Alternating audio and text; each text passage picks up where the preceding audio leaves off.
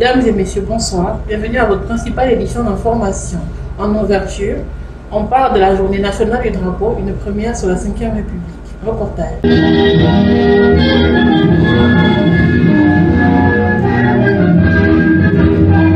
Au gouvernorat de Tchibanga, autorités et populations se sont rassemblées pour célébrer la première journée du drapeau sous la 5e République. La célébration a été marquée par les serments d'engagement à la nation des responsables administratifs récemment nommés et par la présence d'un représentant de la direction provinciale de la culture et des arts qui a souligné la portée symbolique et unificatrice du drapeau. L'institution de la journée nationale du drapeau vise à cultiver et à renforcer l'esprit patriote, notamment le respect des symboles et des valeurs de la République, le renforcement de la culture citoyenne, le respect de la diversité culturelle gabonaise, le renforcement du sentiment d'appartenance à un même pays, à une nation et à une communauté de destin. Le patriotisme implique l'amour du pays, le respect de ses valeurs, de ses institutions et de ses symboles. Porter haut les couleurs de la République veut dire respecter dignement cette République par leur action et leur comportement. Excellence, Monsieur le Gouverneur, en effet, l'épanouissement de la jeunesse gabonaise est l'une des priorités du président de la République, chef de l'État, chef du gouvernement, son Excellence Brice Clotaire Oligui Nguema. La cérémonie s'est achevée par une prestation vibrante et chaleureuse d'un groupe traditionnel, célébrant avec fierté la richesse culturelle locale. Allons à la mairie pour parler de cette présentation du parc Mukalaba Doudou, reportage Judas Bilik. C'est une conférence qui vise à présenter le parc Mukalaba Doudou et toutes ses richesses. Il est donc question ici de mettre en lumière les écosystèmes du Gabon pour une appropriation liée au développement des activités durables et autres. J'ai fait une présentation sur le parc national de Mukalaba Doudou en tant que patrimoine exceptionnel de la région de la Nyanga. J'ai montré aux communautés locales à quel point ce parc est riche.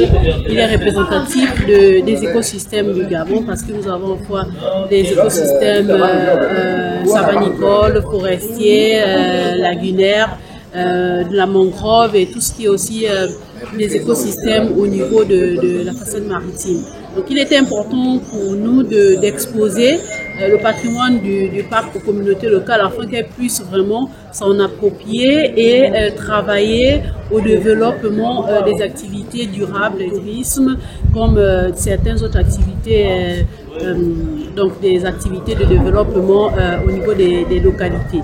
Donc l'exposé a consisté à faire en sorte que les communautés connaissent leur parc et qu'elles puissent s'en approprier. En présence des autorités locales, notamment les préfets des différents départements, l'exposition de ce jour montre à suffisance que le parc Mukalaba Doudou regorge plusieurs secrets touristiques bon à visiter.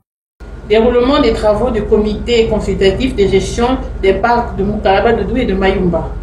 La cérémonie a été présidée par le préfet de Noumou. Retrouvons Judas Bilik.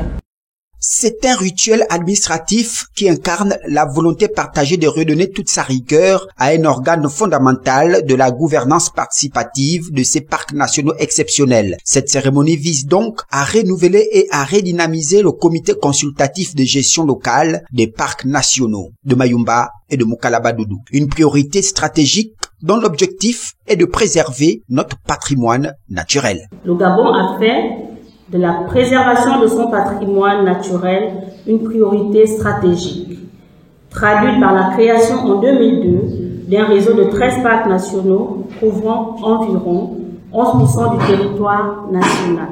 Ces aires protégées ont plusieurs objectifs, dont bien sûr la conservation, mais aussi la valorisation de nos ressources et l'amélioration des conditions de vie des communautés. Il s'est agi au cours de ce rendez-vous de recueillir les avis et les attentes des communautés locales.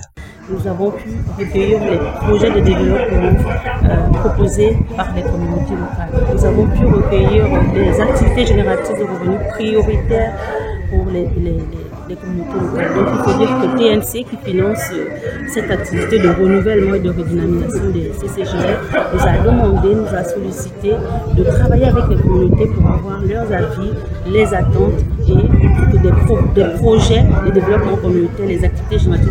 Les travaux qui ont été ouverts par les préfets de la Basse-Bagno et de Ndougou ont été sanctionnés par des présentations des aires protégées de Mayumba et de Mokalabadoudou. Cette photo de famille a mis fin aux travaux qui ont été riches en enseignement.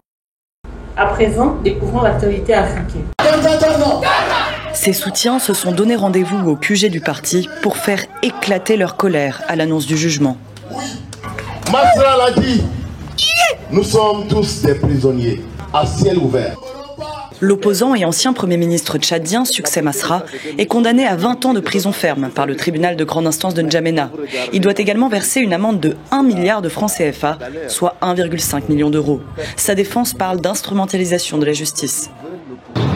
Nous venons de constater avec consternation que la justice n'a pas eu le courage de s'affirmer.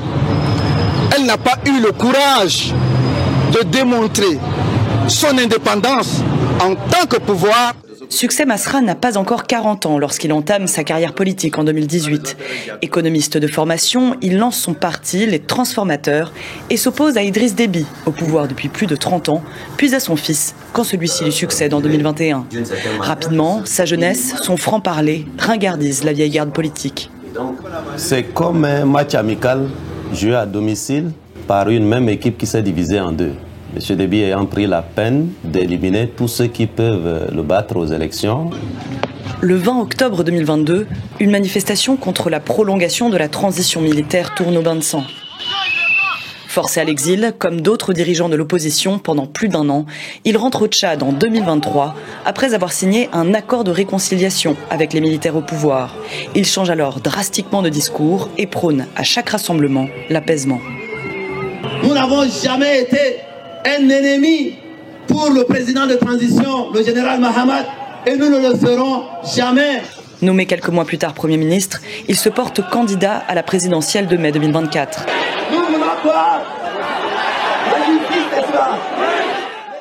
Il perd face au président de transition, Mahamat Idriss Déby Itno. Une défaite qu'il contestera avant de démissionner de son poste de Premier ministre et de retourner dans l'opposition. En mai dernier, 42 personnes sont tuées dans un conflit intercommunautaire à Mandakao. Soupçonné d'avoir joué un rôle dans la montée des tensions, Succès Masra est arrêté chez lui. Placé en détention provisoire malgré la mobilisation de ses soutiens, il vient d'être reconnu coupable de diffusion de messages à caractère haineux et xénophobe et de complicité de meurtre. Les avocats ont annoncé interjecter l'appel et leur intention de saisir la Cour suprême. Comme chaque week-end, Lancelot et son fils se préparent pour une sortie en famille. Au programme ce jour-là, tour de vélo. Mais pour trouver un peu d'air, pas question de rester dans le quartier. On est un peu obligé de prendre la voiture, de se déplacer, parce qu'il n'y a pas vraiment dans le quartier d'espace prévu pour ça. Et vraiment, c'est un peu dommage, parce que c'est, voilà, pas marcher, il n'y a pas de trottoir adapté. Allez, go. 15 minutes plus tard, les voici arrivés place du Souvenir. Allez, go, go, go, go, go. Une vaste dalle en bord de mer, voilà, assez grande pour se défouler, mais presque sans arbres et sans ombre. Vous voyez, déjà, il fait très très chaud.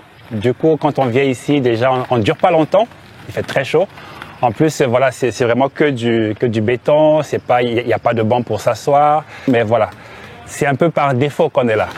À Dakar, l'ombre est un luxe. À peine 2 mètres carrés d'espace vert par habitant, loin des 9 préconisés par l'OMS. Mais la donne pourrait changer. En juillet, la France a restitué au Sénégal sa base militaire de Ouakam, 35 hectares en plein cœur de la capitale sénégalaise. À la tête d'un collectif de citoyens et d'urbanistes, Mariam Diagana a lancé une pétition pour la transformer en un grand parc public accessible à tous. Notre but, c'est vraiment de mettre le sujet sur la table avant qu'il y ait en tout cas d'autres propositions de ce que sera fait en tout cas cet espace-là. C'est vraiment réfléchir à comment on peut avoir des espaces sains, verts, qui sont bons pour notre santé et pour notre santé mentale également. La pétition rassemble déjà plusieurs milliers de signatures et le collectif espère une rencontre prochaine avec les autorités.